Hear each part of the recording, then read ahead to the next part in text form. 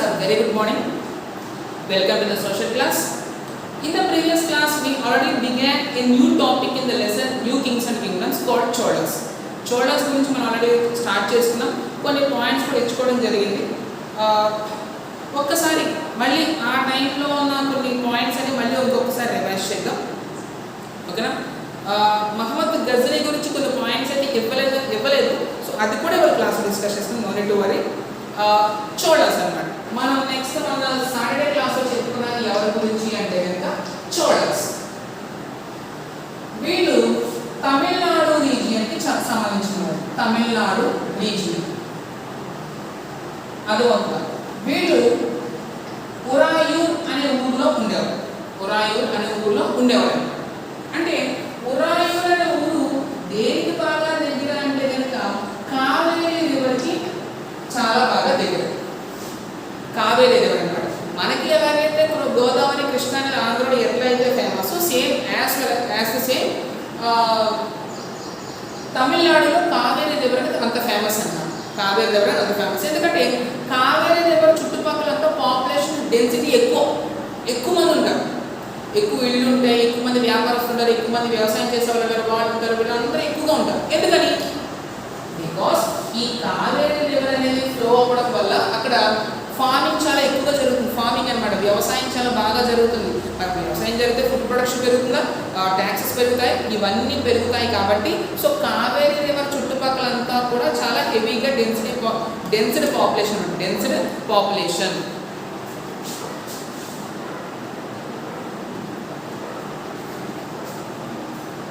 కాకపోతే ఈ కావేరీ అనే ఏరియాని ఎవరు అప్పటికి ఇంకా చోళాస్ ఇంకా కింగ్స్ అవ్వలేదు అన్నమాట. అప్పటికి ఈ కావేరీ డెల్టా అన్నమాట. కావేరీ డెల్టా అంటే ఏంటి అసలు? What you mean by delta? Delta అంటే ఏంటి? For example consider this is Kaveri river. At last, by crossing Tamil Nadu, it reaches into the Bay of Bengal. Is that another resolution here? Another second lesson over maximum almost all the rivers which were originated in the Western Ghats, they will be ended in the Bay of Bengal. Another river in the form of. కానీ కొన్నిసార్లు ఇక్కడ ఉన్న land fluctuations అనేవి up and downs అవడం వల్ల కొన్ని climatic conditions వల్ల ఏం జరుగుతుందంటే కనుక కొంత డీవియేట్ అయిపోతుంది. రివర్లో ఉన్న వాటర్ డీవియేట్ అయిపోతుంది. ఒక ఛానల్లో నుంచి మిక్స్ అవ్వాల్సిన రివర్ అనేది ఒక 2-3 ఛానల్స్ డివైడ్ అయిపోతుంది అన్నమాట. సో డివైడ్ అయిపోయి ఏం జరుగుతుంది, ఇక్కడ నుంచి కూడా బే ఆఫ్ బెంగాల్లో కలిసిపోతుంది. ఇక్కడ నుంచే కాకుండా ఈ సైడ్ నుంచి కూడా మిక్స్ అవ్వడం జరుగుతుంది. ఎప్పుడు ఈ ల్యాండ్కి మధ్యలో ఇక్కడ ఏం జరుగుతుందంటే కనుక ఒక ట్రయాంగిల్ షేప్లో ల్యాండ్ అనేది ఫామ్ అవుతుంది. ఫామ్ అవడం జరుగుతుంది అన్నమాట. అది అవుతుంది. మరి ట్రయాంగిల్ షేప్ లో ల్యాండ్ ఫామ్ అయినప్పుడు ఆ ట్రయాంగిల్ షేప్ ల్యాండ్ ఏమని పిలుస్తారు? డెల్టా అని చెప్పేసి పిలుస్తారు. ఈ రివర్ లో ఉన్న సిల్ట్, ఆల్రెడీ సెకండ్ లెసన్ చెప్పుకున్న సిల్ట్ అనేది ఇక్కడ పడడం వల్ల ఏం జరుగుతుంది, చాలా మోస్ట్ ఫెర్టైల్ సాయిల్ అయితే రెడీ అవుతుంది అన్నమాట ఫార్మింగ్, వ్యవసాయం కోసం. అది కావేరీ డెల్టా. మరి ఈ డెల్టా మొత్తం అంటే ఉరాయూర్ బాగా దగ్గర. ఈ కావేరీ డెల్టా ఏరియా అనేది ఉరాయూర్కి బాగా దగ్గర. మొత్తం మనకి స్టోరీ అంతా తమిళనాడులో జరుగుతుంది. చోళాస్ అనేది ఫస్ట్ ఉరాయూర్లో ఉండేవారు. అది కావేరీ డెల్టాకి దగ్గర. Kaveri delta most density area అనమాట. ఎందుకంటే అక్కడ వ్యవసాయం చాలా బాగా జరుగుతుంది, వాటర్ అవైలబిలిటీ ఎక్కువగా ఉండడం వల్ల.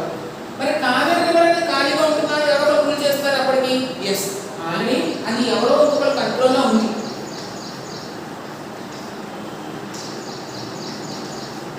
తన పేరు ముత్రాయ్. అంటే వాళ్ళ తమిళనాడు రీజియన్ వాళ్ళు కాబట్టి వాళ్ళ నేమ్స్ అనేవి ఇలా కొంత డిఫరెంట్గానే ఉంటాయి. మళ్ళీ ఆంధ్ర వాళ్ళ తెలుగు పేర్లా కాబట్టి కొంచెం వేరే పేర్లా ఉంటాయి. ముత్రాయ్. ఈ ముత్రాయ్ వాడు కింగా? నో, యాక్చువల్లీ దీని అసలు కింగే కాదు, ఒక చీఫ్ అన్నాడు. చీఫ్ సింపుల్గా చెప్పాలి అంటే సామంత.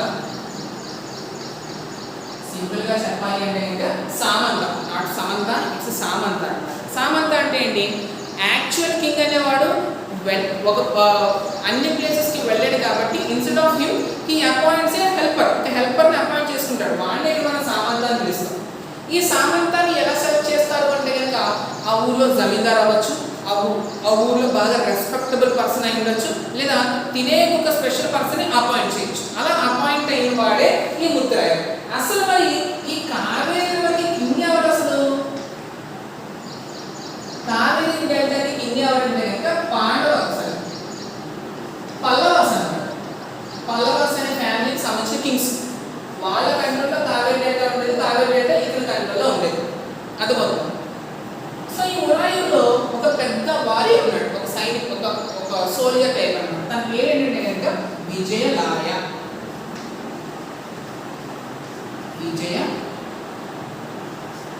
విజయలాయ అనేది ఉన్నాడు.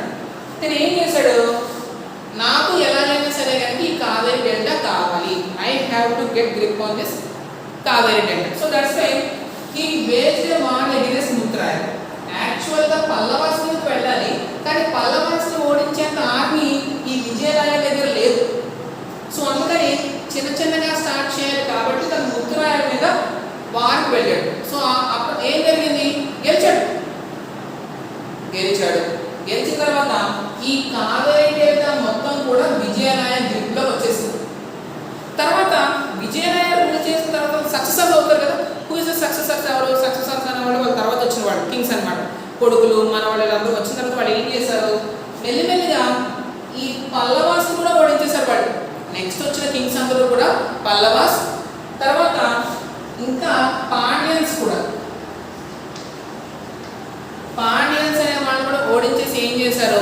ఒక పెద్ద చోళా ఎంపైర్నే క్రియేట్ చేశారు. చోళా ఎంపైర్ అన్నమాట. నాట్ ఓన్లీ తమిళనాడు రీజియన్, వాళ్ళు గంగా వ్యాలీ అంటే నార్త్ ఇండియాలో ఉన్న గంగా వ్యాలీలో కూడా కొన్ని ఏరియాస్ వాళ్ళు కాంకర్ చేశారు. తర్వాత వాళ్ళకి కింద తమిళనాడుకి కిందున్న శ్రీలంక, తర్వాత శ్రీలంకని క్రాస్ అయ్యి ఇంకా జపాన్ దగ్గర కొన్ని ఏరియాస్ అన్నమాట. జపాన్ దగ్గర కూడా కొన్ని ఏరియాస్ వాళ్ళు కాంకర్ చేయడం జరిగింది with the help of a merchandise navy అన్నమాట. ఒక మంచి నేవీ, అది మొత్తం ఒక మంచి నేవీ హెల్ప్ తోటి. నేవీ అంటే ఏంటి? ఇప్పుడు ల్యాండ్ మీద మనం యుద్ధం చేయొచ్చు, అప్పటికే ఏరోప్లేన్స్ లేవు, ఎయిర్లో కుదరదు. కానీ వాటర్లో కూడా యుద్ధం చేయగలిగే సోల్జర్స్ని ఏమని పిలుస్తారంటే నేవీ అని చెప్పేసి పిలుస్తారు. ఆ నేవీని బాగా డెవలప్ చేశారు. ఆ డెవలప్మెంట్ వల్ల శ్రీలంక, దాని పక్కన ఉన్న కొన్ని జపాన్ దగ్గరలో ఉన్న సౌత్ ఈస్ట్ ఏషియన్ కంట్రీస్ కూడా వాళ్ళు కాంకర్ చేయడం జరిగింది. అలాగా ఒక పెద్ద చోళా ఎంపైర్. అంటే ఎప్పుడు మనం మాట్లాడుకోవడానికి ఇంపార్టెన్స్ తెచ్చుకున్నారు వాళ్ళు. మనం ఇక్కడ మాట్లాడుకుంటున్నప్పుడు ఎంత ఇంపార్టెన్స్ వీళ్ళు అర్థమవుతుంది.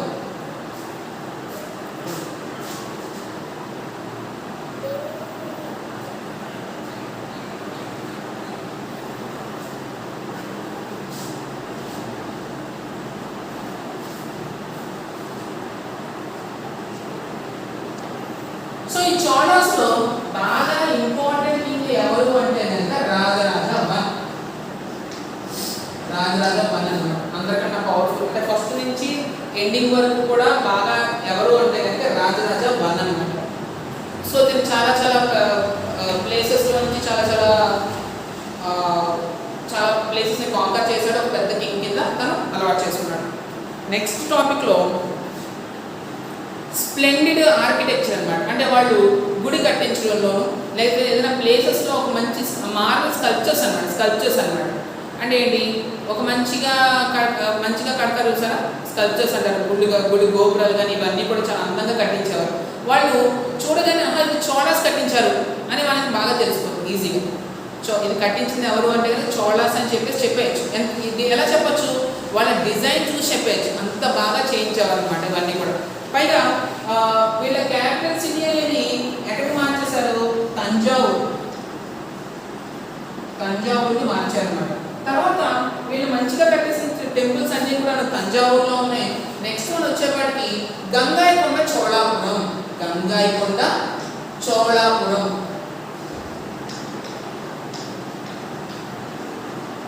గంగాయికొండ చోళాపురం అనే ఏరియాలో ఇంకా ఎక్కువ మంచి టెంపుల్స్ అనేది కట్టించడం జరిగింది. ఓకే, ఎక్కువగా టెంపుల్స్ మనకి అక్కడే కనిపిస్తాయి. పైగా అందులో పెట్టే డివోటీస్ అండ్ డైటీస్ అన్నమాట. డైటీస్ అంటే తెలుసు కదా, విగ్రహాలు. పైగా ఏ మెటల్తో తయారు చేసేవారు? బ్రాంజ్ అన్నమాట. దేంతో తయారు చేసేవారు? బ్రాంజ్తో తయారు చేసేవారు. బ్రాంజ్ అంటే ఏంటి? అదొక type of metal, like gold and silver. అది కొంచెం హార్డ్గా ఉంటుంది, గోల్డ్ అండ్ సిల్వర్ అన్నమాట. అర్థమవుతుంది. అట్లా మనకి వీళ్ళు బ్రాంజ్తో చాలా ఫైనెస్ట్ అనమాట. కొన్ని ఇప్పుడు మెటల్లో చూడండి, గోల్డ్ సిల్వర్లో కూడా ఎంతోమంది ఇంప్యూరిటీస్ ఉంటాయి, కానీ వీళ్ళు తయారు చేసే బ్రాంజ్ మెటల్ తయారు సంబంధించిన స్కల్ప్చర్స్ ఎక్కడ కూడా ఇంప్యూరిటీస్ కానీ ఎక్కడ చిన్న మిస్టేక్ కూడా ఉండదు, అంత ఫైనెస్ట్గా కనిపించారు. సో అందుకని Chola bronze images are considered as the most finest images in the world. అదొక పాయింట్ కూడా మనకు చాలాసార్లు మీ అన్నయ్య వాళ్ళు రాసిన టైంలో చాలాసార్లు క్వశ్చన్స్ కూడా రిపీట్ అయ్యింది. ఓకేనా, కొన్ని పాయింట్స్ అన్న వాళ్ళ గురించి.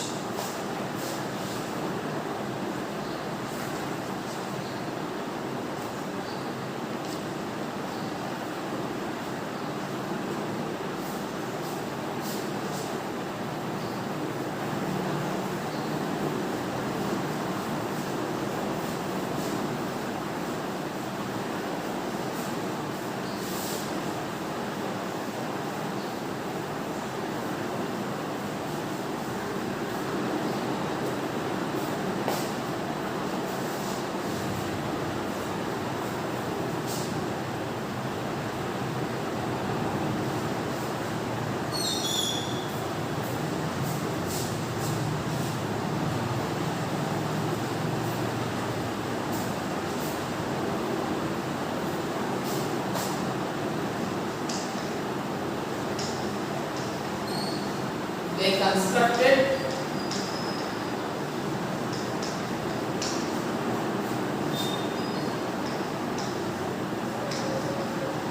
many temples in Tanjavur and Gangaikonda, Cholapuram.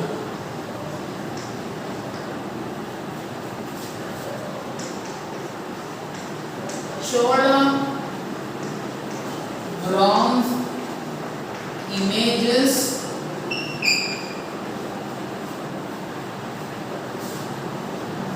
are considered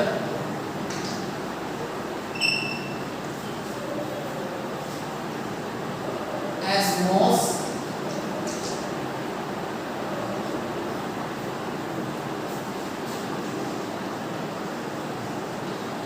finest in the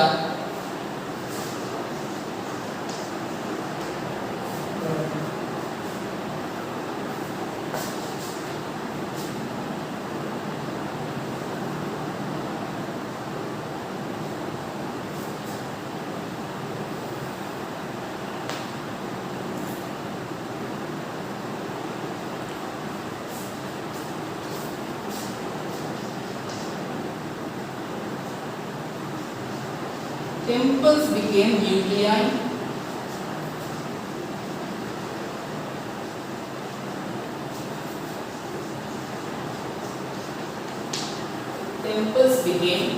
nuclei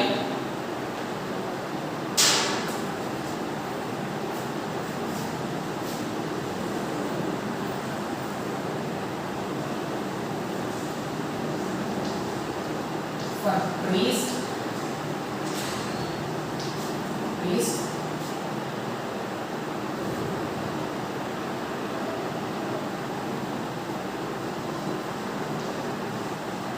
garland makers,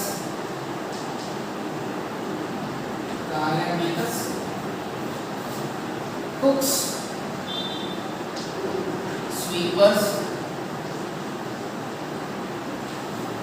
dancers,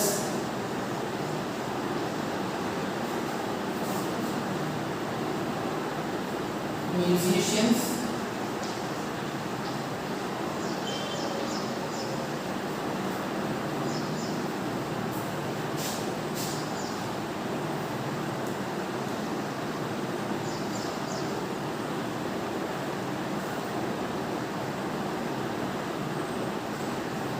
okay, musicians and etc. Musicians and etc.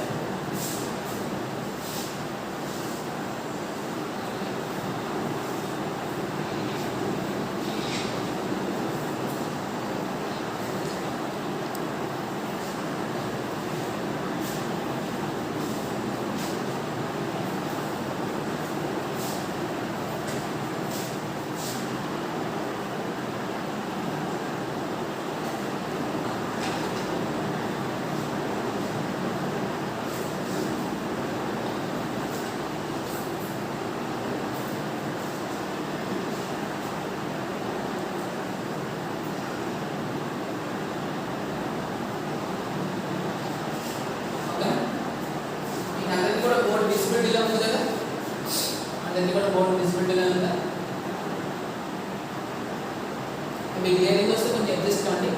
నేను అటుంటే ఖచ్చితంగా కనిపిస్తుంది. కంప్లీట్గా నెక్స్ట్ అగ్రికల్చర్. ఇక్కడ అగ్రికల్చర్ ఎలా స్టార్ట్ అయింది అంటే చూడండి. ఇక్కడ మీకు ఆల్రెడీ ఇమేజ్లో ఒక టెంపుల్ చూడండి ఎలా ఉందో, గోపురం అనమాట. టెంపుల్ గోపురం. ఆ కన్స్ట్రక్షన్ చూడండి ఎలా ఉందో, స్టైల్ అనేది మన ఆంధ్ర స్టైల్ కాదు, ఇది is belong to Chola style. అందుకనే ఇది చోళాస్ అని గుర్తుపట్టగలం. మీరు అంటే సార్ ఒక గోపురాన్ని చూసి మనం చోళా స్టైల్ అని ఎలా చెప్పగలమంటే ఒక్కొక్కరికి ఒక స్టైల్ ఉంటుంది అనమాట. మన ఆంధ్ర గోపురమ్స్ ఒక స్టైల్లో ఉంటాయి, తమిళనాడు స్టైల్ గోపురమ్స్ అనేది ఒక స్టైల్లో ఉంటాయి. ఫర్ ఎగ్జాంపుల్ ఇదనమాట. పైగా చూడండి ఇది చాలా బ్రాంజ్ ఇమేజెస్, బ్రాంజ్ అనమాట. సో ఈ బ్రాంజ్తో తయారు చేసిన ఇమేజెస్ అనేవి ఇంత ఫైన్గా ఉంటాయి, డీటెయిల్స్ అనమాట. ఫైన్ అంటే కనుక ఏదో చాలా డీటెయిల్గా ఉంటాయి. అంటే ఆ ఇమేజ్ అనేది నవ్వుతుందా, కోపంగా ఉందా, లేదా బాధతో ఉందా, లేదా ఒక డ్యాన్స్ చేస్తుంటే కనుక వాళ్ళ ఫేస్లో ఉన్న కొన్ని ఎక్స్ప్రెషన్స్ కానీ, ఈవెన్ ఐబ్రోస్, ఐస్ కానీ, లేకపోతే ఫింగర్ నైల్స్ కానీ, బ్యాంగిల్స్ కానీ, దానికి ఉన్న పర్ల్స్ కానీ, ఇవన్నీ కూడా చాలా ఐడెంటిఫికల్గా ఉంటాయన్నమాట. చూడడానికి అంత బాగా చెక్కించేవారు దాని అర్థం. ఓకేనా? Okay, next one agriculture.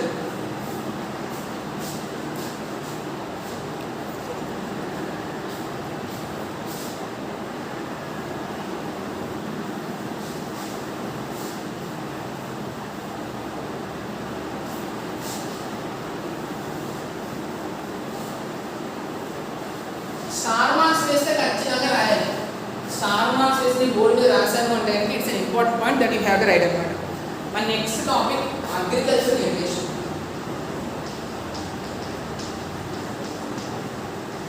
Agriculture and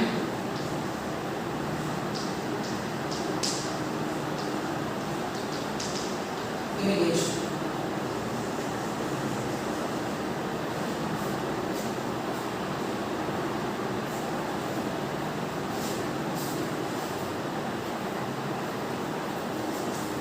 Okay, many of the achievements of Cholas were made possible through new developments in agriculture. అంటే వీళ్ళు అంత డెవలప్ అవడం, చోళాస్ అనేవాళ్ళు అంత పాపులర్ అవడానికి కొన్ని ఆస్పెక్ట్స్లో అగ్రికల్చర్ కూడా ఒక రీజన్. ఎందుకంటే అగ్రికల్చర్ వ్యవసాయం చేయడం కష్టమైన పని, నేను కాదు అంటలేదు, కానీ వీళ్ళు ఆ పనిని కూడా చాలా ఈజీగా చేస్తారు. ఎందుకని ఆ కావేరీ రివర్లో ఉన్న వాటర్ని చాలా డిస్టింక్టివ్గా, ఎఫెక్టివ్గా వాడుకోవడం వల్ల.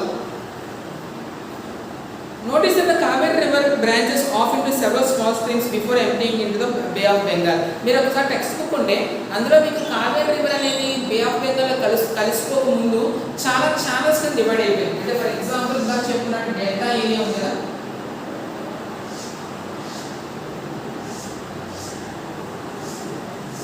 సో ఇలాగా కావేరీ రివర్ మెయిన్ స్ట్రీమ్ లో నుంచి ఇలాగా స్మాల్ స్ట్రీమ్స్ డివైడ్ అవ్వడం వల్ల ఈ ఏరియా కూడా వాటర్ అందుతుంది. జనరల్గా ఇక్కడ ఫర్ ఎగ్జాంపుల్ నేను ఇక్కడ డాట్ పెట్టిన చోటుకి రివర్ కావాలి అంటే ఇక్కడ నుంచి తెచ్చుకోవాలి, కానీ ఇలా ఛానల్స్ కింద డివైడ్ అవ్వడం వల్ల ఇటు నుంచి వచ్చే వాటర్ కూడా ఈ పర్టికులర్ ప్లేస్కి చాలా ఎఫెక్టివ్గా యూస్ఫుల్ అవుతుంది. అందుకనే అగ్రికల్చర్ చేయడం కూడా చాలా ఎఫెక్టివ్గా జరిగిందని చెప్తున్నారు. ఎందుకంటే కావేరీ రివర్ అలా చిన్న స్మాల్ స్ట్రీమ్స్ కింద డివైడ్ అవ్వడం వల్ల.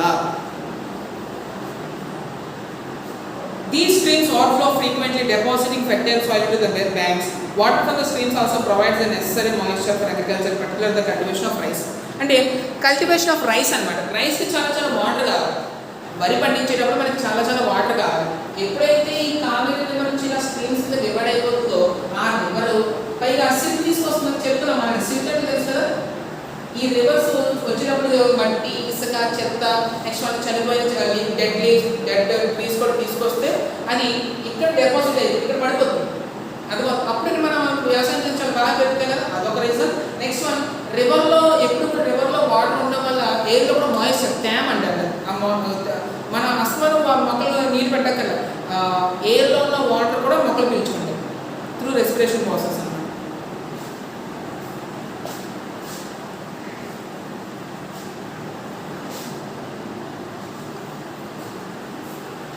Although agriculture has developed earlier in other parts of Tamil Nadu, it was only one from the 5th or 6th century that it was area was open for the large scale cultivation. అంటే తమిళనాడులో ఎప్పటి నుంచో వ్యవసాయం జరుగుతుంది, ఇండియాలో కానీ తమిళనాడులో కానీ ఎప్పటి నుంచో వ్యవసాయం జరుగుతుంది. కానీ ఈ చోళాస్ వచ్చిన తర్వాత కావేరీ డెల్టాలో అగ్రికల్చర్కి బాగా ఎక్కువగా డిమాండ్ అనేది రావడం జరిగింది. ఎందుకంటే వాళ్ళ ఐడియాస్ వల్ల ఆ ఇంప్లిమెంట్ ఐడియాస్ కరెక్ట్గా ఇంప్లిమెంట్ చేయడం వల్ల. Forests have to be cleared in some regions, land have to be leveled in other areas. In the delta region, embankments had to be built to prevent flooding and canals had to be constructed to carry water to the fields in many areas. 2 crops grown in a year. ఇక్కడ ఏమంటున్నారు, కొన్ని ఏరియాస్లో forest మరి అన్ని ఏరియాస్లోకి వ్యవసాయం కుదరదు, మరి forest cut చేయాల్సి వస్తుంది కొన్ని టైమ్స్లో. సో ఫారెస్ట్ కట్ చేసేవారు, కొన్ని చోట్ల అప్ అండ్ డౌన్స్ అనే ఏరియాస్ అనమాట, అంటే చోట ఎత్తుగా ఉంటుందో చోట డౌన్గా ఉంటుంది, అలాంటి ఏరియాస్ లెవెల్ చేయించి అక్కడ వ్యవసాయం స్టార్ట్ చేశారు. పైగా ఈ కావేరీ రివర్ ఎక్కువగా వర్షం పడినప్పుడు ఫ్లడ్స్ వచ్చేస్తాయి, వరదలు వచ్చేస్తూ ఉంటాయి. సో ఆ వరదలు అనేవి ఊర్లోకి కానీ వేరే వాటిలోకి రాకుండా వాటికి చుట్టూరు ఎంబాంక్మెంట్స్ గట్లు అనేది కట్టి, ఎంబాంక్మెంట్స్ అంటే అర్థమైంది గట్లు అనమాట, గట్లు కట్టేసి ఆ వాటర్ని పొలాల్లోకి మెల్లిగా వెళ్ళేలాగా, పొలంలోకి వెళ్ళినా మునిగిపోతాయి ఫ్లడ్ వాటర్ అనేది. కానీ కొన్ని లాంగ్ రూట్స్ అనమాట, ఎప్పుడైతే మనం వాటర్ని లాంగ్ రూట్స్ చేసి పంపిస్తామో అప్పుడు ఏం జరుగుతుంది, వాటర్ స్పీడ్ తగ్గిపోతుంది, అప్పుడు ఆ ఫ్లడ్ వాటర్ అనేది డైరెక్ట్గా పొలంలోకి వెళ్ళి పొలాలు కూడా తడుస్తాయి. అని అంత నుంచి వేరే మార్గం. మరి సరే వర్షం పడుతుంది కదా, ఇంకా వాటర్ ఈ ఫ్లడ్ వాటర్లో ఏం చేస్తుందంటే ఏం చేస్తే మరి ఊళ్ళో తెచ్చుకుంటారు ఫ్లడ్ వాటర్, పోతే మొక్కలు పోతాయి, మనుషులు మిగులుతారు కదా ఫ్లడ్ ఊళ్ళోకి రాకపోతే. So that's the reason. In many areas 2 crops were grown in a year. ఒక్కోసారి ఇక్కడ ఏరియాస్లో సంవత్సరం 2 crops కూడా సేమ్. మన 6th క్లాస్లో టాపిక్ రావాలి, అసలు మీకు సరిగ్గా క్లాసెస్ జరగడం రాలేదు. సాల్వాన్ గాల్వా అనమాట. సాల్వాన్ గాల్వా అంటే రైనీ సీజన్లో వేసే ఒక క్రాప్ని ఒక పేరుతో పిలుస్తారు, వింటర్ సీజన్లో వేసే క్రాప్ని పిలుస్తారు. కానీ అప్పట్లో మరి బోర్వెల్స్ లేవు కదా, వర్షాలు పడకపోతే బోర్లోని వాటర్ వాడేసుకోవడానికి. ఆ వర్షాలు కూడా ఎలా పడేవంటే కానీ చాలా బాగా పడేవి. నవంబర్లో కూడా పడడం వల్ల ఏం జరిగిందంటే కనుక 2 times వర్షాకాలంలో ఒకటి వేసేవారు, తర్వాత వింటర్ సీజన్లో కూడా కొన్ని క్రాప్స్ అని వేయడం జరిగింది.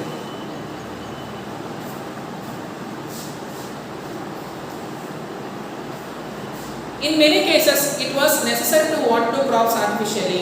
ఒక్కోసారి వర్షాలు పడకపోవడం వల్ల కొన్ని ఏరియాస్లో అక్కడికి వాటర్ అనేది వర్షం ద్వారా కాకుండా ఆర్టిఫిషియల్గా వీళ్ళకి మనుషులు తీసుకెళ్ళి పెట్టేవారు. వాటర్ ఎలా పెట్టేవారు చూద్దాం. A variety of methods used for irrigation. అంటే వాటర్ని అక్కడ ఇరిగేషన్ అంటే కనుక వాటర్ ఫెసిలిటీ, ఆ వాటర్ని అక్కడ దాకా తీసుకెళ్లే మెథడ్ ఏంటో చూద్దాం. In some areas wells were dug. కొన్ని ఏరియాస్లో బావులు తవ్వించేవారు, బావులు అనమాట.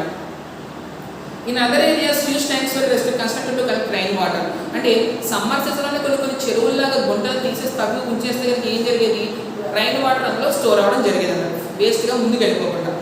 Remember the irrigation works require planning, organising labours and resources. పైగా ఇది చాలా ప్లానింగ్ కావాలి. ఇలాంటి పనులన్నీ కూడా జరగాలి, చేయాలి అంటే ఖచ్చితంగా మనకు ఒక ప్లానింగ్ అనేది ఎసెన్షియల్. అదే మొత్తం ప్లానింగ్ చేయడమే కాదు, దాన్ని ఇంప్లిమెంట్ చేసే మనుషులు కూడా, లేబర్ కూడా కావాలి.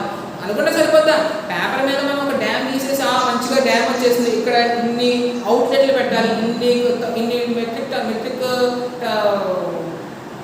దాన్ని ఏమంటారు లేదు cubic metres of water store అయిపోతుందంటే సరిపోతుంది, ఒక పేపర్ మీద డ్రా చేస్తే సరిపోతుందా. For example Iron Man suit ఉంది, ఐరన్ మ్యాన్ సూట్ అనేది ఒక పేపర్ మీద డ్రా చేసేసి ఇక్కడ హ్యాండ్ పెట్టాలి, ఇక్కడ మిసైల్స్ పెట్టాలి, ఇక్కడ ఆర్ట్ రియాక్టర్ ఉండాలి అంటే సరిపోతుందా. దానికి తగ్గ మిషన్ అనేది తయారు చేయాలి, చేతితో తయారు చేయాలి, లేబర్ కావాలి. సేమ్ అదేవిధంగా ఇక్కడ డ్యామ్స్ కన్స్ట్రక్షన్ జరగాలన్నా ప్లానింగ్తో పాటు వీ నీడ్ అనే ఎఫిషియెంట్ లేబర్ కూడా. పైగా maintenance of these works are deciding on how water is to be shared. పైగా వాటర్ చాలా ఎసెన్షియల్ కాబట్టి ఆ ఏరియాలో ఎక్కువ వాటర్ దొరకదు కాబట్టి ఎలా షేర్ చేసుకోవాలి, ఆ వాటర్ని ఎలా షేర్ చేస్తే బాగుంటుంది, ఏ ఏరియా వరకు ముందు వెళ్ళాలి, ఏ ఏరియా వరకు లాస్ట్లో వెళ్తే బాగుంటుంది. అంటే వర్షం పడే చోట లాస్ట్లో వెళ్ళినా పర్లేదు, ఎందుకంటే వర్షం కవర్ చేస్తుంది. మరి వర్షం పడే చోట ఫస్ట్ వాటర్ తీసుకెళ్ళాలి. సో అలాంటి షేరింగ్ అనేది ఉండేదన్నమాట. Most of the new rulers as well as the people in villages took an active interest in these activities. అంటే సామంతాస్ కానీ ఊర్లో ఉన్న ఇంకా కొంతమంది యాక్టివ్ పార్టిసిపెంట్స్ కానీ వాళ్ళందరూ కూడా కింగ్కి ఇలా ఈ విధంగా కూడా హెల్ప్ చేయడం అనేది జరిగింది. ఓకే,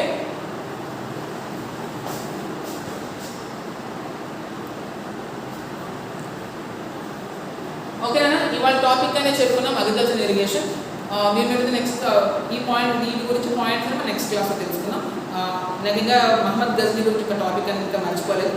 అవసరమైతే సైడ్ హెడ్డింగ్ లాస్ట్ అనేసి మనం నోట్స్ అనేది తెచ్చుకోవచ్చు. ఓకే, ప్రస్తుతం మనం ఈ రన్నింగ్లో ఉన్నాం కాబట్టి don't forget to please revise the points which we discuss in the today's class. If you have any doubt please call after 1 o'clock. Then you can get the clarification doubt in the next class. Thanks for watching. Next class.